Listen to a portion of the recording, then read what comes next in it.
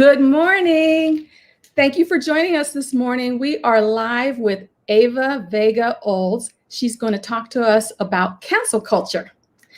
Eva is an educator and a certified I was going to say trainer because I'm a trainer, but she's a certified professional coach. And she creates interactive experiential educational tools, training resources, and leads group education through facilitated dialogue, workshops, and performance-driven keynotes. How'd I do? That's great. That's it. Why don't you tell us more about what you do and how it relates to cancel culture, and then we'll get into the hows and whys of cancel culture. Sure. For a number of years, I've worked with adults and I've worked with young folks who are growing in their consciousness and their awareness about what racial equity is, equity in general, and how we can make the world a better place. And this term, cancel culture, has been coming up more and more, and people want to be prepared and to think about it in a way that is about creating change in the world, not necessarily, just responding to a fad that they might see on social media. Mm-hmm. Okay, so let's define cancel culture in young people's world, in the teen world. Well, at this point, it feels like cancel culture has taken on a new life. Over the last maybe 10 years or so, the act of naming oppressive terms, systems, problems, racism in the world has been something that young people are familiar with. We have these conversations in the classroom. We want to name things directly, talk about it, unpack it, and so on. But in the public sphere of social media, it's been kind of reframed as a call-out culture, right? Which can be kind of directly naming something that historically adults have been really timid to have conversations about openly. And so in social media, it's then grown and kind of linked with another pattern that we're seeing online, which is documenting fights, arguments, tirades of interactions you have in the world. And there's websites that are oriented completely for this, sadly. And so when these things happen, young people and adults go online to get support and to say, can you believe this happened? And this is kind of manifested in retribution in many, many ways for some people, particularly professionals and people with platforms. And that's why the cancel element comes when, like, if it's somebody on TV and they are paid and they have paid sponsor, they're like, cancel that sponsorship. And so that's what cancel culture is and how I'm engaging it. Okay. Before I forget, I want to remind anybody who's watching this live that Eva will be taking their questions and comments. To please put them up, just post them in the comment section and we will read them and she will address them live on air. I have one here from Lori. And she says, hi, Lori. She says, cancel culture is call out culture. Our kids know this well. I agree, Lori. And what we plan to talk about today is how can we help them navigate this new terrain? Because a lot of kids are nervous about cancel culture and it's silencing some and and others are weaponizing it. And we want to make sure that our children know how to relate in this society. Yep. I think it's also important to acknowledge that conversations about race are something that is pretty unfamiliar for most people, particularly who live in segregated ways, right? Our neighborhoods are segregated, our schools are segregated. There might be some racial or ethnic diversity in the workplace, but we tend not to have conversations about race or racism in these spaces. And so people are having conversations about race in social media without having any connection or community intentions in social media. So that's a little bit of the challenge. That's the tricky part about helping teens navigate this space. At the same time, we're finally having conversations about race and racism. And that's an important thing. Yeah, I agree. That's an important thing. So in your work with teens and young adults, what are they telling you in terms of cancel culture and their feelings behind it, and how are they using it or avoiding it? Well, I think that there are a number of folks, young people, who are thinking about the way it's covered in certain media spaces as this huge problem. It's really mostly about not wanting to be embarrassed about a mistake that they might have said or done. I'm starting to see, though, that most of the stuff that's happening is not happening. The call out culture stuff is not necessarily happening in social media, because you'll actually see that teenagers are not actually engaging in social media because they are so timid about being called out for a lot of things. Like if you misspell something, if you're saying something that's uncool, they don't want to be the first one out to do that. So there's the influencers might say what they want to say. But what we're seeing, though, the trend is video tirades, arguments, indiscretions that are being recorded and then put online, and then embarrassment ensuing from an in-person interaction that was documented by an ally or somebody who is attempting to be an ally and out someone who said or did something that was racist. Okay. We have comment from Linda. She says, what can parents of teens do to get a real conversation started about cancel culture? Maybe an icebreaker or something that we can use, a tool. Well, before we go into that, and I think it's important to say that, I say that as an educator, I'm looking at the social and emotional learning elements that are imbued in challenges like these. Like, where are the opportunities to develop self-awareness? Where are the opportunities to develop emotional self-management? Where are the opportunities to develop greater social awareness about historical wounds or about patterns that have happened historically that people are fed up with about? And then what are the relationship skills that they want to develop as a result of this? And I think that has something to do with what parents can do, and also social emotional development is also about responsible decision making, right? So how are we helping them make those good decisions? Well, parents, hopefully as young as you can get them, start having conversations about what's happening in the world, what are the worries they carry. Many parents have found that family reads, where they read a section of something, or your teenager can read something and flag something for discussion at the dinner table or in the car ride, where also, all phones go away and we are just in conversation. Are really great opportunities to build learning and enhance that social awareness, but also to get a clue into what's happening in terms of trends happening in the world. I also find that adults who are willing to, and I'm going to say this in a way that sounds a little obvious, put students their teen in the driver's seat about educating about what's going on, have the opportunity to be learners about what their experiences are like. So you're not coming from top down on I'm going to educate you about this thing. I mean, for most adults, this is really new terrain. It's who would have ever thought that there would be websites with video fails, right? Of just people falling down, right? Like, how could you be a social influencer and really just lift up other people's pain? Well, this is the world that we live in now, and this is something that is unfamiliar to us. And I think our young people can let us know. What we can do from that is to ask them, what are some strategies you would advise a friend? That's a wonderful. And then add. I'm just like, if it happened to me, I might also add this.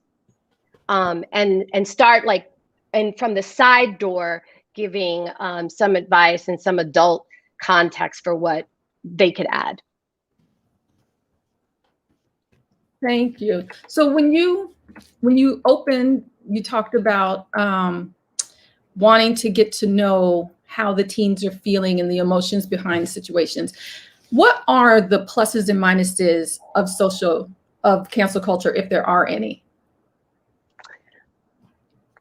the way that I like to think about, because I feel like this thing is not going to change, right? It's not going to change. What we can do is become more caring and community connected about it.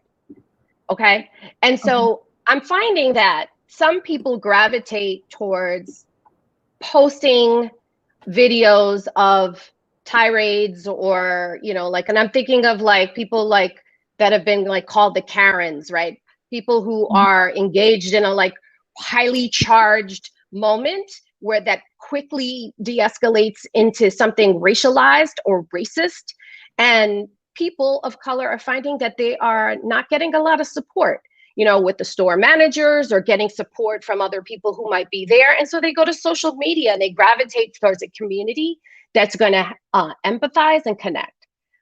So for me, like I'm feeling like the growing awareness about the pervasiveness of these types of interactions is something that I think should be on the minds and hearts of a lot of us who are trying to support, you know, and challenge racism in all the ways that we're seeing it. And I feel like there is a pattern of communication, and it makes me sad a little bit when they start to dox people, right? Which means get their private information and then pursue them in a way, in very personal and just horrific ways. But for the most part, that's not happening. What's happening is that people are finding support and actually having really interesting dialogue about what they see, what they don't understand online. I've seen that as often as I've seen people just, you know, say mean things about someone.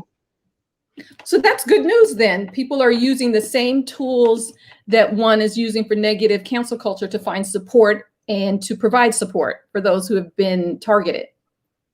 Yeah, and I actually don't think it's as big a pattern as some media news outlets would like to communicate, because there have been some news outlets who, you know, that have like pundits or whomever, or like, you know, officials who have said some really racist or sexist or homophobic things, and people who are reminding themselves and each other that they are consumers and they could use their dollars any way they want to use their dollars. And so they're facilitating the empowerment of people to make active decisions about who they want to support and not support.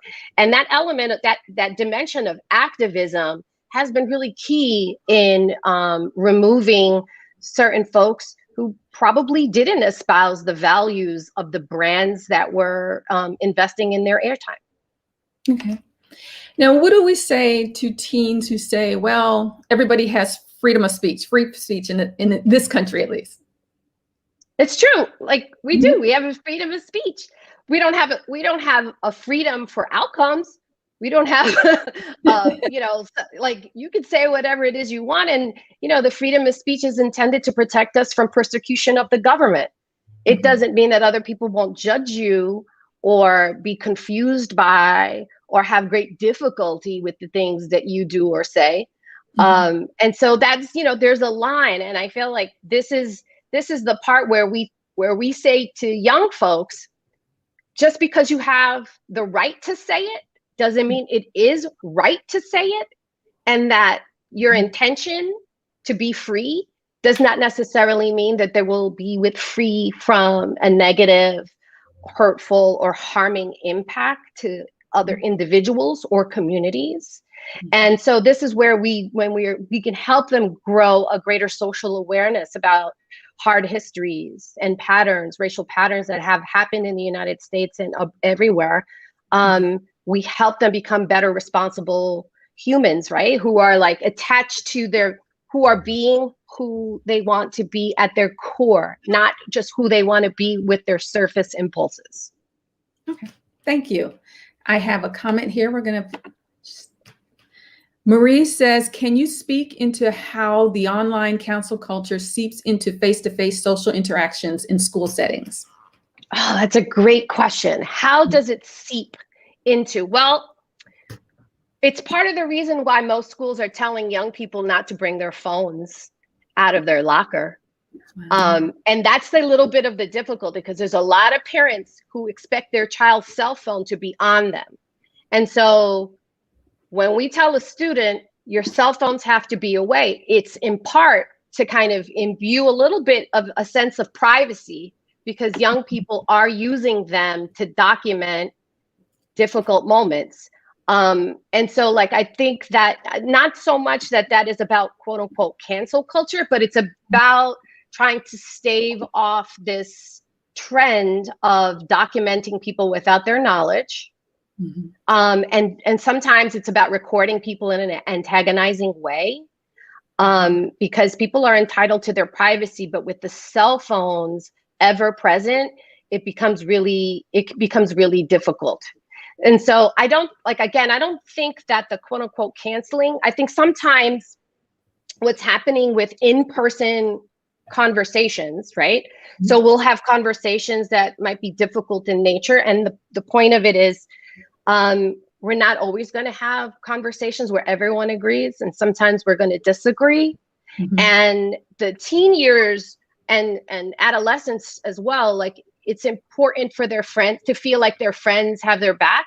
And so sometimes you'll see that there'll be interpersonal conflict in a classroom, right? And so where somebody would say something and express maybe a political view or a view on something that everybody else doesn't share. And I don't think it's necessarily, like quote unquote canceling somebody, right? Which is like trying to like rally everyone else against them. But sometimes because of the emotional things, the emotional charged nature of what a teen experiences when they actually realize that what they said was unpopular could feel stronger than what is actually happening in the classroom. And so sometimes I think the worry of cancel culture seeps in, even though it's not something that is necessarily happening in terms of like trying to actively ostracize somebody for having a different opinion. How do we help our teens if they feel as if they have been ostracized for having a different opinion or being different? Well, one of the ways that I feel like that I think is probably the easiest way is to help your young person develop healthy boundaries with technology and healthy boundaries with, and well, a healthy perspective on what it means to think that this is going to ruin their lives. Because I think sometimes parents go to my child's life is being ruined because the child believes that their life is being ruined. And I think that sentimentality can get in the way of a child really zooming out, using the zoom out feature of life and saying, okay, does this hurt? It does. Is it embarrassing? It is. Does it make you angry? It probably does. What do you want to learn from it, if anything? Right? Like, can you walk away from this technology? Can you, shut off comments if it's happening online? Right? Could you flag the person who's doing that online and walk away? And that is it. Because one of the things that we're finding is that, particularly when it's documenting a video, the more egregious an incident, right? Is so if an argument goes on for more than a second, that is the stuff that viral videos are made of, right? The more dramatic, the louder, the more vein popping you are in your eyes, like the more likely that video is going to be but can you help your teenager manage their emotions to say, actually, if they're going to record me, I'm out of here, right? And like get off the train and go somewhere else. And that's not going to be interesting fodder for online. Can you give us an example for those of us who may not have experienced this up close and personal? Can you give us an example of something that is commonly happening that parents may not know? Well, I think the videos that are like fails, those are videos that are mostly, I think sometimes young people are conflating these videos that are, that document something that they did, maybe that was racist, right? And like, irrespective of what a person's intentions are, if you're replicating a racist pattern that has existed in society, irrespective of your intentions, irrespective of the, it's a coincidence that one person is of a different race than the other, like outside of all of that, the desire for the greater community to create room and space to dialogue about that will typically take precedent, right? But what's really actually happening for most of the time is that it's a video of somebody going off, yelling, screaming, being really demonstrative. And it's like really people just commiserating with each other. And it's less about the individual themselves and seeing them have repercussions or like losing a job or so on and so forth. There has been incidents of young people who are like losing admissions to a college because they're saying something really racist, right? So the bigger the brand you're associated with, the more likely that they're going to have values around diversity, equity, and inclusion. And so the more egregious the incident, the more likely that the brand is going to need to respond in a way that affirms that their brand is more important than the individual who made a mistake. Okay. And that's the reason why we see people losing jobs or sponsorships or things like that when it's really high profile. Yeah, most of the time people are not losing jobs. They're right. They're probably getting a slap on their wrist, or they're being told that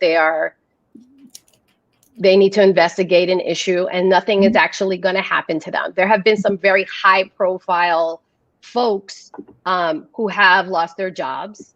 But by and large, most workplaces are not firing folks. And I actually have only seen a handful of times, less than a handful of times, students losing college admissions. Because the thing is about college admissions is that if you're going to have your university sweatshirt on or the banner in the background, you are choosing to be a brand ambassador. And when you put it on social media, which is located on the World Wide Web, it is worldwide. And then you have to be ready for about the decision you made to do that. So that is a very important point that parents can make with their young people, that if you are wearing a school shirt or you have paraphernalia behind you that has to do with a company or an organization or a place, that you are unknowingly a brand ambassador at that point, and what you say can have ramifications. Right. And we should ask them to de-escalate disagreements the moment they start to warm up. So as soon as they're having an interaction with somebody and they feel themselves getting heated, it's time to like cool it off and ask some questions to like get a sense about what's happening for the other person.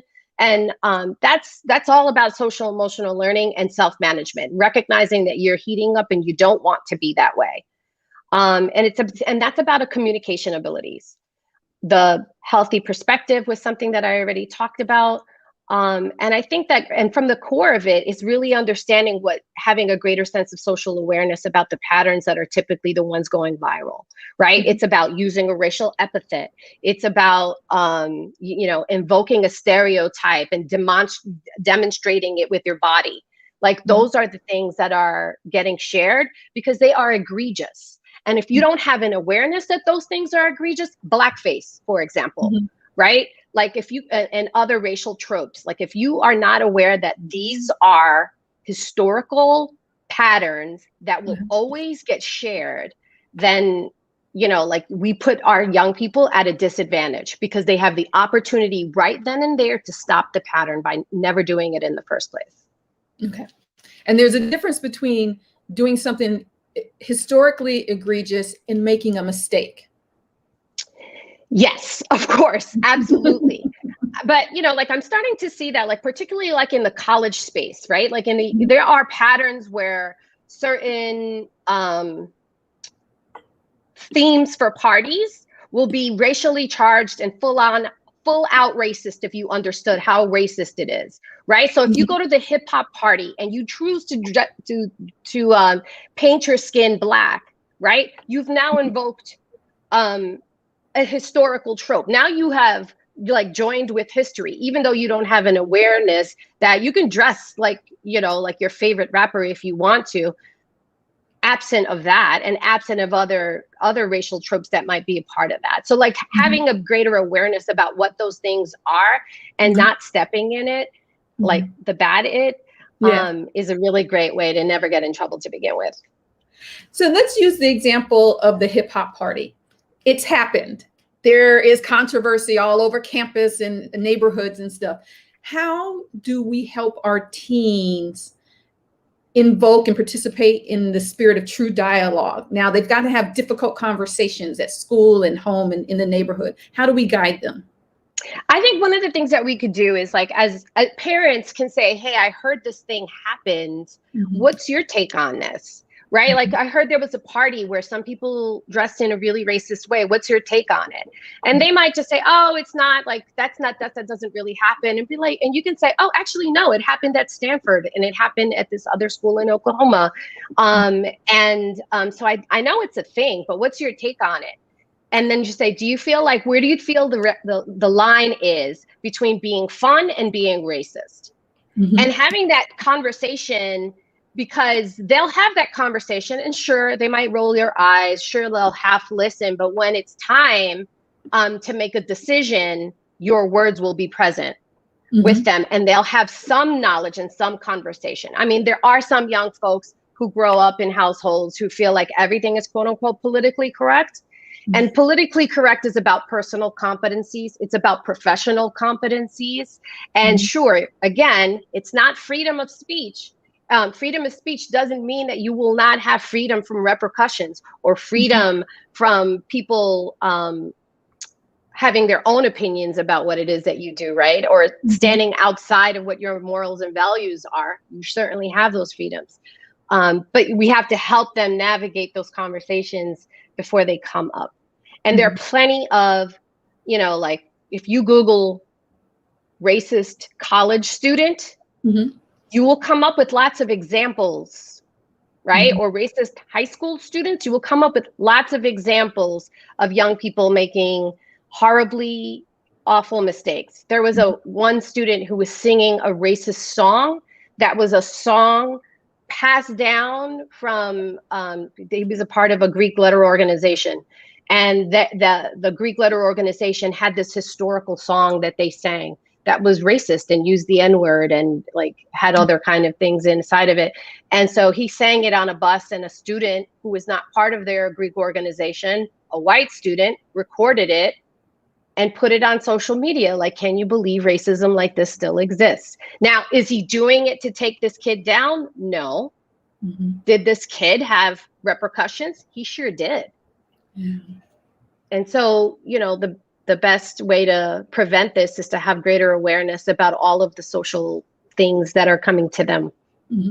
And talking with your child or young person post, because sometimes they do something they don't know it. We have a comment. I'm going to put this up because we're close to the end of our time. So if you have a question or comment, you should put in the comment section now.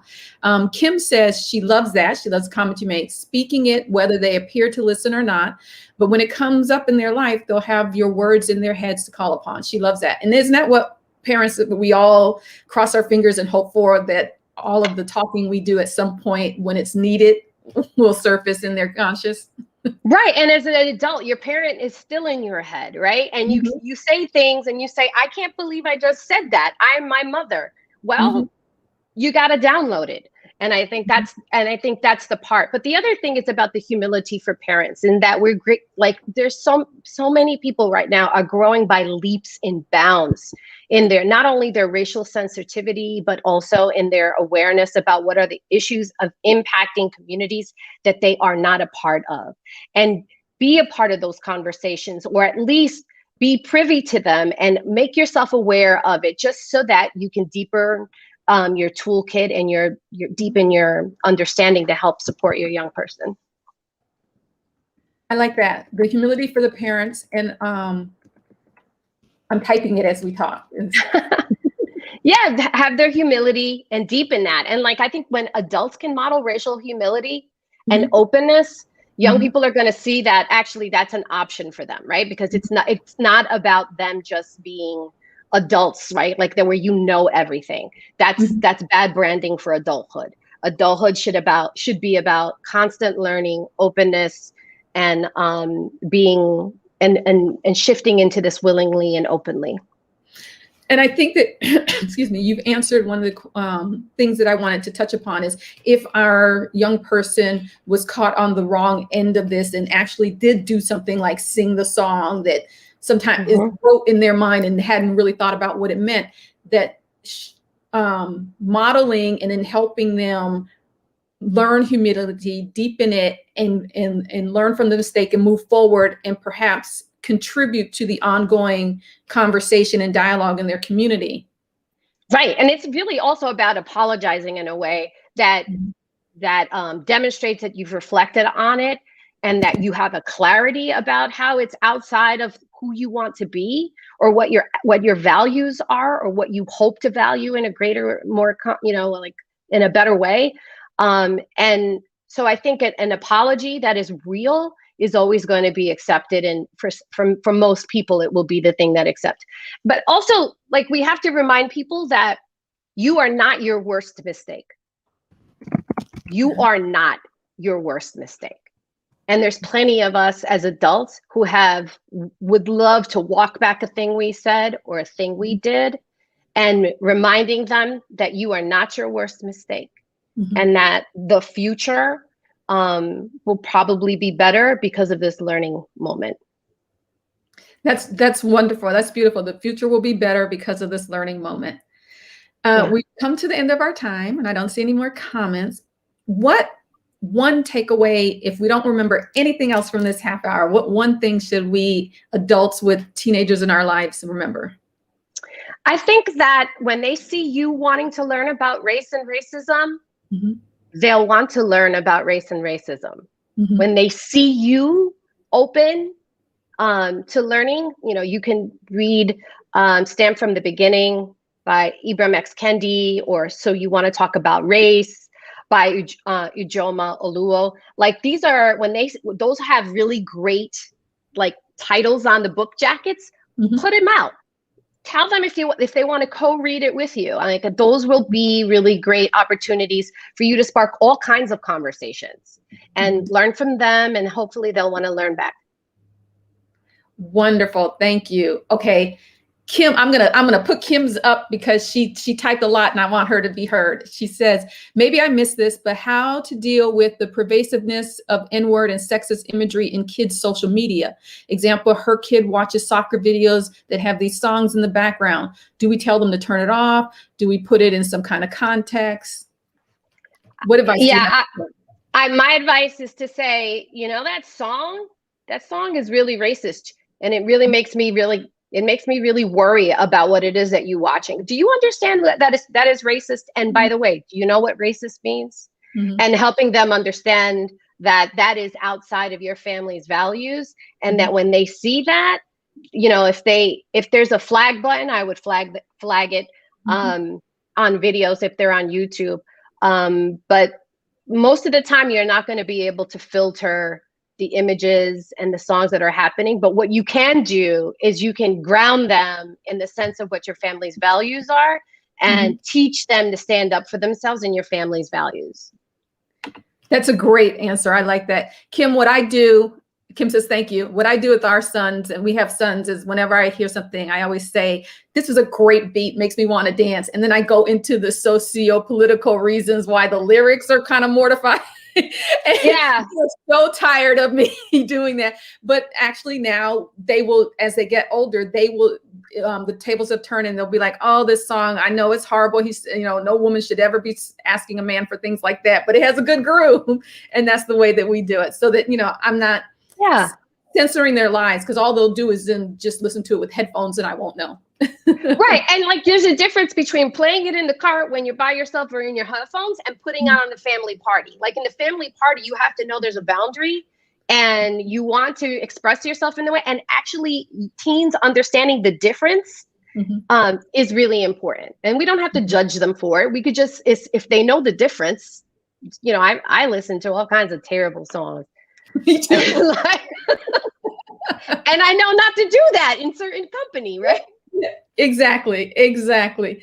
Thank you so much for your time, Ava. Thank you, everybody, for joining us.